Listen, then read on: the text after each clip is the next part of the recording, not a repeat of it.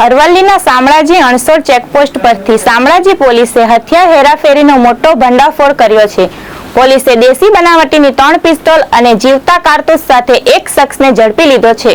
પકડાયેલા આરોપીની ઓળખ ઉત્તર પ્રદેશના જહાંગીરબાદના રહેવાસી બિરેન્દ્ર કુમાર ચંદ્રપાલ ખટીક તરીકે કરવામાં આવી છે।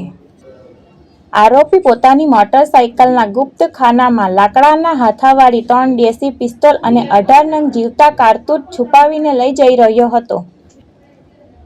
પોલીસે પિસ્તોલ, કારતૂસ અને બાઇક મળી કુલ ₹1,40,000થી વધુનો નોટ મુદ્દામ માલ કબજે કર્યો છે।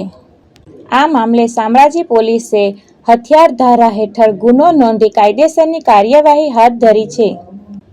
પોલીસ તપાસમાં ખુલ્યું છે કે આ હથિયાર હેરાફેરીમાં અન્ય 3 શખ્સો સંડોવાયેલા છે।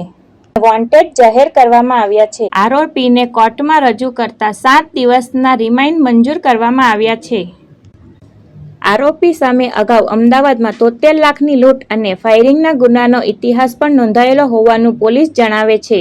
ગઈકાલે શામળાજી ચેકપોસ્ટ ખાતે અમારી ટીમ શામળાજી પોલીસ સ્ટેશનની ટીમ રેગ્યુલર 31 ડિસેમ્બરના કામગીરીમાં ચેકિંગમાં હતી। એ દરમિયાન એક શંકાસ્પદ બાઇક પોલીસને ધ્યાને આવેલું।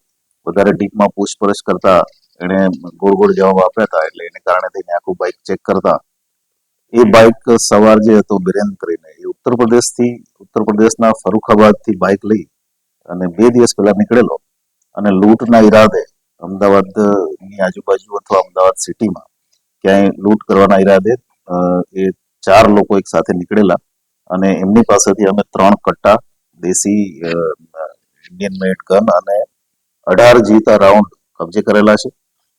આરોપીનો ઇન્ટ્રોગેશન અત્યારે ચાલુ છે। અમે કોર્ટ પાસેથી 7 દિવસના રિમાન્ડ પણ લીધા છે અને અન્ય આરોપીઓ એમાં પકડવાની કાર્યવાહી માટે એસઓજી દ્વારા તપાસ ચાલી રહી છે અને અલગ અલગ ટીમો અન્ય આરોપીઓ પકડવા માટે અલગ અલગ જગ્યાએ અત્યારે કાર્યવાહી કરી રહી છે।